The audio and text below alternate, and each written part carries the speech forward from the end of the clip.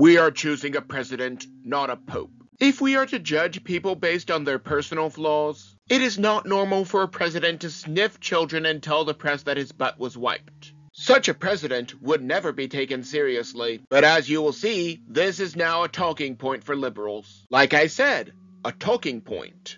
I honestly do not care what someone does in his personal life. Clinton, for example, just got caught with Lewinsky, even though this was irrelevant to his public policy. Meanwhile, we have a letter from Sloppy Daniels that the persecutors have not refuted, saying that she blackmailed Donald Trump, even though nothing happened. President Trump is no saint. Even so, that does not matter. First of all, that is how Hamas operates. Except they just call it a ceasefire when they ran out of hospitals and playgrounds to use as launch stations. Israel has been attacked by these terrorists for years and years. They have been relatively peaceful all of this time. But a peaceful man must be capable of great violence. If he is not capable of great violence, he is not peaceful, he is helpless. If someone breaks into your home, the only language that he will understand is Smith & Wesson. Remember that only Democrats are allowed to use any of those words. Santos may have mocked liberals at the time, but I cannot say for sure.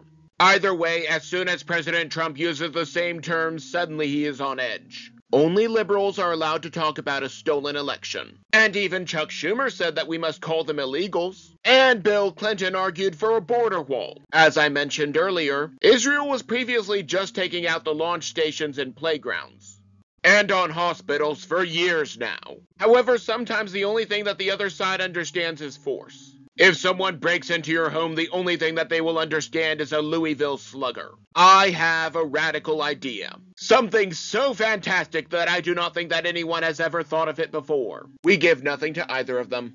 Then we can keep United States tax dollars in the United States. I think that solves everything. There's a lot going on here, but I just want to focus on one section. God knitted us in our mother's wombs, as we see in Jeremiah and Psalms. And Jacob and Esau were at war while still in the womb. The question is when this becomes a person. But some Democrats believe that even if the child is born, he should still be killed. And this is when the child is unconnected from his mother's body. On an unrelated note, it takes a lot of imagination to say that people who burn down buildings are peaceful protesters, but someone who got a guided tour is an insurrectionist.